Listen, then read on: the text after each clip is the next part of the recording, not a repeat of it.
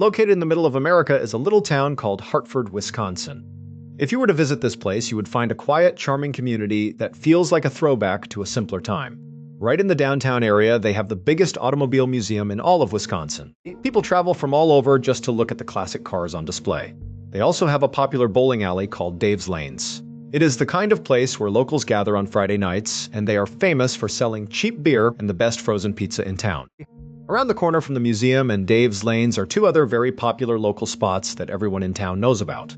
One is called Scooped DeVille. This is an ice cream parlor that is themed like it is the 1950s, with classic checkered floors and retro music playing, and they specialize in making these incredible raspberry sundaes. The other popular spot is called the Minehaft. It is a big, family-friendly restaurant that offers great comfort food, big portions, and a massive arcade area filled with games for the kids. On warmer days, you can find residents of Hartford out on the many walking trails of Woodland and Willowbrook, which are two big, very well-maintained parks that are located right outside of the downtown area. And on virtually any day, whether it is warm or cold, you can find Hartford residents packed into the Shower Arts Center.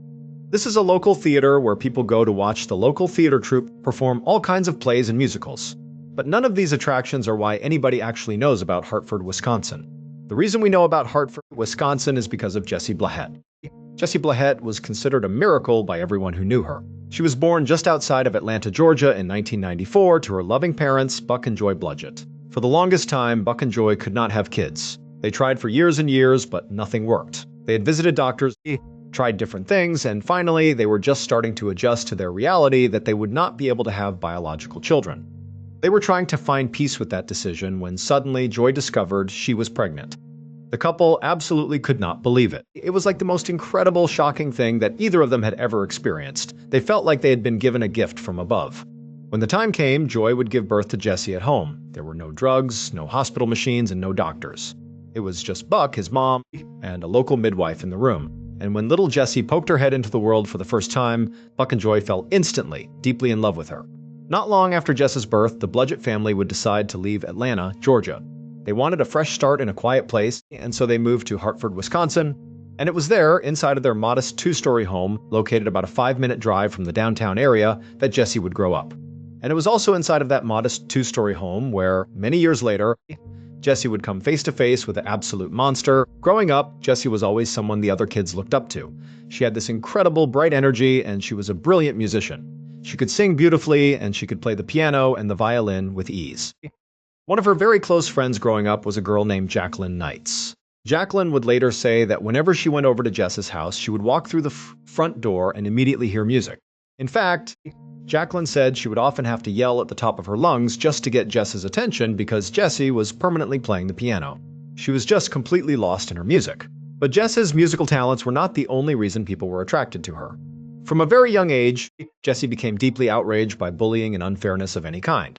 If she saw someone being treated poorly, she would step in. Because of this, she very quickly developed an incredibly strong moral compass.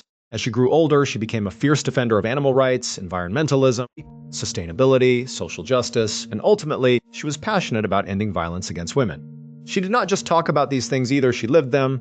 She volunteered, she signed petitions, and she did everything she could to help.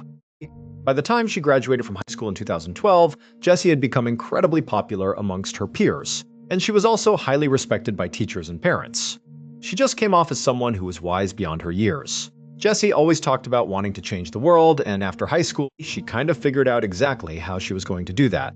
She decided she would study to become a choir director for either a university or a high school. She realized that through that specific role, she would be able to teach, lead, and mentor upwards of 100 young lives every single year.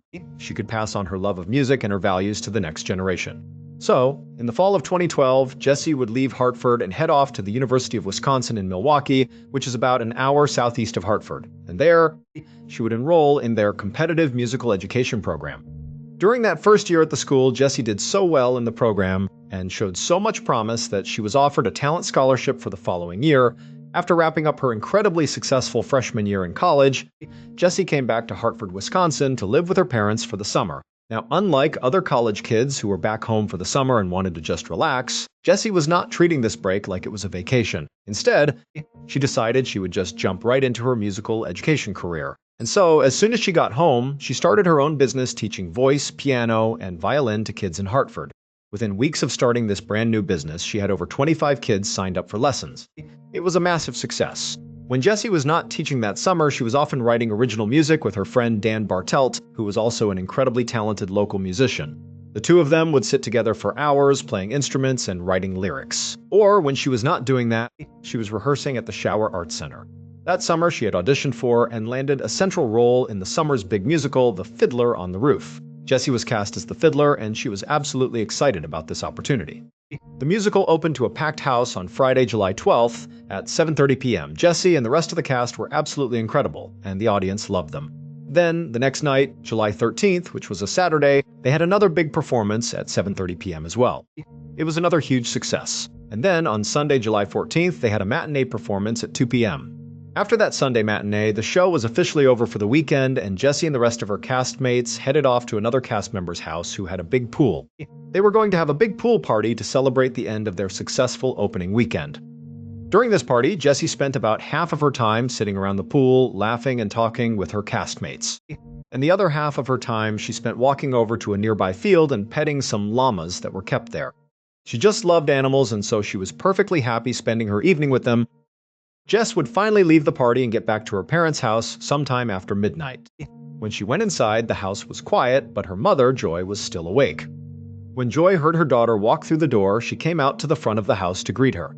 She was getting ready to ask Jessie how the party was, but as soon as she saw her, she noticed right away that something was off. Jessie looked really upset about something. Her usual bright smile was completely gone. And so, Joy asked her if she was okay. Jessie looked like she was about to go into a long, detailed explanation about why she was feeling this way. But then, she stopped herself. In a tone that was less upset and more just annoyed, she told her mom that there were these two older guys in the cast who had been hitting on her at the party.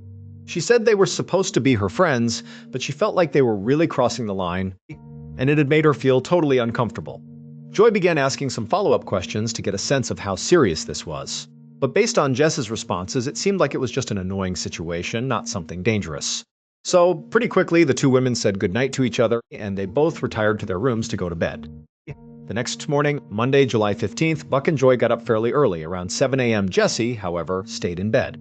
Her only commitment that day was a lesson she was teaching to one of her music students at around noon, and the student was coming to the house for the lesson. Because of this, her parents knew she was going to sleep in, and they wanted to let her rest. Buck and Joy went about their usual morning routine. Buck left the house first, probably around 7 or 7:30 a.m. Then, at 8 a.m., right before Joy left the house for work, she carried some clean, folded laundry up to Jess's bedroom.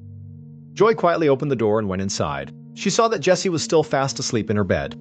Joy put the laundry down on a chair, and for a second, she considered going over to the bed to wake her daughter up just to say good morning and goodbye. But then she thought to herself, Jessie never gets a chance to sleep in. She is always so busy with her lessons, the play, and her music. I should just let her sleep. And so Joy quietly turned around, left the room, shut the door behind her, and headed off to work. At around noon, Joy left her office to head back home for her lunch break. When she walked into the house, she was expecting to see Jessie awake and moving around because Jess's student was supposed to arrive at any minute. But when Joy walked inside, the house was completely silent. Jessie was not downstairs. She apparently was not awake yet. Joy had seen Jess's car parked outside in the driveway, so she knew she had not left the house. Feeling a bit annoyed, Joy walked to the foot of the stairs and yelled up to her daughter. She called out for Jessie to wake up, telling her that her student was going to be there any minute. After shouting, Joy walked into the kitchen to make herself something to eat for lunch. After a little while, as Joy was finishing up making her lunch, she heard a loud knock on the front door. At this point, Joy was getting really annoyed because Jessie still had not made a single sound upstairs. She had not come down, and she had not answered her mother's calls. Joy walked over to the front door and opened it up. Sure enough, it was Jess's music student, holding their instruments and waiting for their lesson. Joy apologized, asked the student to come inside and wait in the living room for just a minute, and then Joy quickly hustled up the stairs. She walked straight to Jess's bedroom door and opened it up. Jessie was still in her bed, lying under the covers. Joy was annoyed, so she ran over to the bed to jostle her daughter awake. But as soon as she was standing right above the bed, looking down at her daughter's face, she completely froze. Moments later, a terrified and hysterical Joy would call 911. The call went through, and the dispatcher answered, saying, "Hartford 911, what is your emergency?" Joy was screaming and crying into the phone, saying, oh my God, my daughter is blue. I went to wake her up. I just got home for lunch, and she won't wake up. She is, oh my God." The dispatcher tried to calm her down, saying, "Okay, hang on a second, is she breathing?" Joy sobbed and said, "I don't think so. No, she can't. Shezgot, it looks like strangulation marks. There are strangulation marks. That's what it looks like. I don't know what's going on. I don't know what's going on." Joy gently pulled her daughter out of the bed and laid her down on the carpet. She placed a pillow underneath her head, and even though she was in a state of complete panic, she began performing chest compressions, trying with everything she had to save her daughter's life. But it was already too late. When the police and paramedics arrived at the house moments later, they rushed up to the bedroom. They quickly checked Jessie, and they determined that she was already deceased. When the police looked closely at Jess's body, they saw the deep dark marks on her neck that her mother had described on the phone, but they also noticed something else. They saw the exact same kind of ligature marks on her left wrist and also around both of her ankles. Because of these marks, the police on the scene quickly concluded that this was not a natural death, and it was certainly not a suicide. This was a clear case of homicide. As gently as they could, the police escorted Joy out of her daughter's bedroom and led her downstairs. At this point, the bedroom was an active crime scene, and they needed to keep it completely pristine so they could search for any evidence that might lead them to the killer. Once she was downstairs, Joy was reunited with her husband, Buck, who had just rushed home from work. Buck was absolutely distraught, and the two of them held each other, weeping. Their lives were completely destroyed. Their beautiful baby girl, their only child, the miracle they had waited so long for, was suddenly gone, and it made absolutely no sense. During their initial search of Jess's bedroom and the rest of the Bludgett home, the police searched everywhere for the weapon. But they were not able to find any cord, rope, or ligatures that could have been used to strangle Jessie. They also looked closely at all the doors and windows. They noted that there was absolutely no sign of forced entry anywhere in the house. On top of that, nothing in the home appeared to have been stolen. Based on these details, the lead detective on the case, a man named Richard Thickens, began operating under a specific assumption. He believed the killer must have known Jessie and targeted her directly. The killer would have known exactly where she was in the house, they knew how to get inside without making a scene, and they had gone straight to her bedroom, killed her, and immediately left. When Detective Thickens sat down to speak with Buck and Joy just hours after they discovered their daughter, he asked them if they had any idea who would want to hurt Jessie. At first, the grieving parents said they had no idea. Jessie was loved by everyone. But after some more quiet prompting, Buck remembered something. He said, "Well, recently there were some tree limb cutters working in the neighborhood. They were cutting branches right outside of Jess's bedroom window.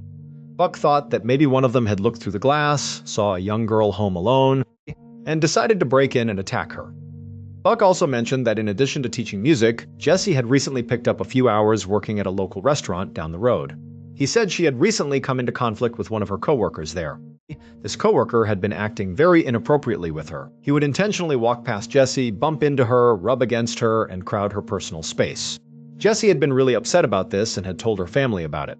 Buck wondered if this disgruntled coworker had sought her out for some kind of revenge. Joy also spoke up and pointed out to the detective that when Jessie came home the night before, she had seemed really upset.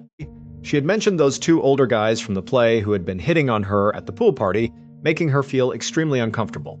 Joy said she and Jessie did not get to talk about it for very long before going to bed, but it was clear that something was heavily on Jess's mind the night she was killed. Following this emotional discussion, Detective Thickens went out to investigate these leads. He tracked down the tree trimmers who had been working in the area, and he also located the co-worker from the restaurant. He interviewed them thoroughly, checked their backgrounds, and discovered that they both had rock-solid alibis for the time of the murder. They were officially ruled out as suspects. Next, Detective Thickens focused on the two older cast members from the pool party. He tracked them down. He was able to quickly verify the whereabouts of one of them, ruling him out completely. But he was not able to rule out the other guy. His name was Randy Thalley. When Detective Thickens spoke to Randy on July 15th, which was the very day Jessie was found, Randy denied having anything to do with her death. He seemed shocked by the news. Detective Thickens asked him, "Where were you last night after the cast party ended, and where were you this morning?" Randy explained that after the party got over, he drove straight back to his apartment, and he had been there alone the entire night and all through the morning, right up until the detective contacted him. When Detective Thickens asked if there was anyone who could corroborate his story, Randy said no. He lived alone and no one had seen him. Shortly after this interview, the police who were still searching Jess's bedroom made a major discovery. They found her personal diary. When they opened it up and read her final entry, which she had written the night she died, it made Randy Thalley look incredibly suspicious. Even though Jessie had downplayed the situation to her mother when she got home from the party, she had obviously been deeply affected by it. Once she got up to her room, she wrote in her diary about how upset she was with these two older cast members. She wrote that they were corrupting her and that they were taking what should have been platonic, friendly love and perverting it into some kind of competition. Her closing lines in the diary seemed to indicate that she was expecting some sort of future confrontation with them. The final lines she ever wrote read, "I am not helpless. I will recognize problems and confront them without fear. God be with me." Between Randy's complete lack of an alibi and Jess's ominous final diary entry, Randy Thalley quickly became the primary suspect in the murder. But as the detectives dug deeper, they ran into a problem. They pulled Randy's cell phone records, and they showed that he had not had any contact, no calls or text messages, with Jessie in the days leading up to her death. Furthermore, when they checked the cell tower data for the morning of July 15th, around the time Jessie was killed, they saw that Randy's cell phone was pinging towers near his apartment, miles away from Jess's house. Now, this did not completely clear him, because he easily could have left his phone at home while he went to commit the crime. But it did mean that the police had absolutely no physical or digital evidence linking him to the scene. The Hartford police were forced to go back to the drawing board to look for new leads. Then, on July 16th, just 24 hours after Jessie was found, the police received a massive, unexpected lead. It turned out that 3 days before Jessie was killed, on Friday, July 12th, a young woman about the same age as Jessie, named Melissa Richards, had decided to take her dog for a walk. She drove to a park in Richfield, Wisconsin, which is a small, quiet town located about 10 miles southeast of Hartford. When Melissa pulled her car into the dirt parking lot that connected to the walking trail, she noticed that there was only one other car parked there. It was a blue minivan, and it was parked immediately on her left, pointed nose away from the entrance. As she drove past, she looked over at the minivan and noticed something strange. The driver had their legs poking out of the open driver's side window, as if they were lying completely flat across the front seats. Melissa thought it was a bit odd, but she did not think much of it. She drove to the other side of the dirt lot, parked her car, got her dog, Remy, out and headed onto the walking trail into the woods. The trail she walked was a large loop that eventually ended right back at the entrance of the dirt parking lot.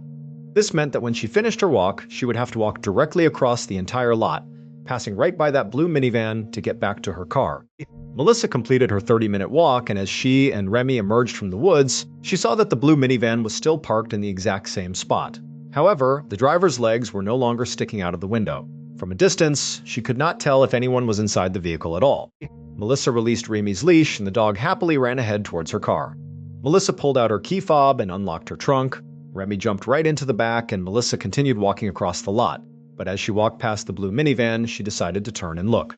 She saw that the side sliding door of the minivan was now open. Sitting in the passenger seat, staring directly at her, was a young man. Melissa made quick eye contact with him, felt a bit uncomfortable, and immediately looked away. She did not want to be rude, so she just kept walking towards her car. But as she took a few more steps, she suddenly heard the distinct sound of someone running on the gravel behind her. She quickly whipped her head around. The man from the minivan had run up to her, but as soon as she turned to face him, he came to an abrupt stop. He was standing just 10 feet away, staring at her with a blank expression. Melissa, startled, said, "Oh, you scared me." She then turned her back on him again and kept walking to her car. But after taking only 2 steps, she heard the sound of him running towards her again. She spun around a second time, and once again, the man stopped dead in his tracks. But this time, Melissa looked down at his right hand, and she saw that he was holding a knife down by his hip. A split second later, the man charged at her. He tackled Melissa to the ground, slamming her onto her stomach. He pinned her down and tried to stab her with the knife. But Melissa fought back with incredible strength. She rolled onto her back, reached up, and grabbed the bare blade of the knife with her hands. She struggled with him, managed to wrench the knife away from his grip, and pulled it underneath her body, pinning it to the ground with all of her weight. The attacker was completely shocked by her resistance. He stopped for a second, reached under her to try and pull the knife back out, but Melissa refused to move. Realizing she was not going to give up, the attacker finally sat back on her legs and said, "Can I just go?" Melissa yelled no. But at that exact moment, the man jumped up, turned, and ran as fast as he could back to his blue minivan. Melissa did not wait to see what he would do next. She scrambled up, still holding the bloody knife in her hands, and ran to her car. She threw the knife onto the floorboard of the passenger seat, jumped in, locked the doors, and watched as the blue minivan peeled out of the parking lot, kicking up dust as it sped away. Melissa, bleeding heavily from her hands, drove herself straight to the hospital. After receiving 15 stitches to repair 3 deep, clean cuts on her hands, Melissa was taken to a recovery room. There, a detective named Joel Clausing with the Washington County Sheriff Department came in to take her statement.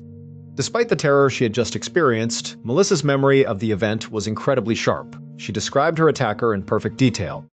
She also knew exactly what kind of car he had been driving. She told the detective it was a blue Dodge Caravan, likely a model from the years 2000 to 2002, Detective Clausing went back to the station and had a composite sketch created based on Melissa's detailed description. He put the sketch on a flyer along with the details of the blue minivan and released it to the media and local law enforcement. He was confident someone would recognize the man, and someone did. On July 16th, a deputy from the Washington County Sheriff Department saw the flyer and contacted Detective Clausing. The deputy said that a few weeks prior he had been patrolling that same park in Richfield and had seen a blue minivan parked in that exact spot. The driver had been acting strange, so the deputy had actually run the license plates to check for warrants. Nothing had come up, so he had gone on his way. But now, seeing the sketch, he realized it might be the same vehicle. The deputy pulled up the records from his patrol computer and found the license plate number. When they looked up the registered owner of the blue minivan, they realized the owner was an older person who could not possibly be the attacker. But when Detective Clausing looked closer at the family of the owner, he discovered they had a 19-year-old relative who matched the composite sketch of the attacker perfectly.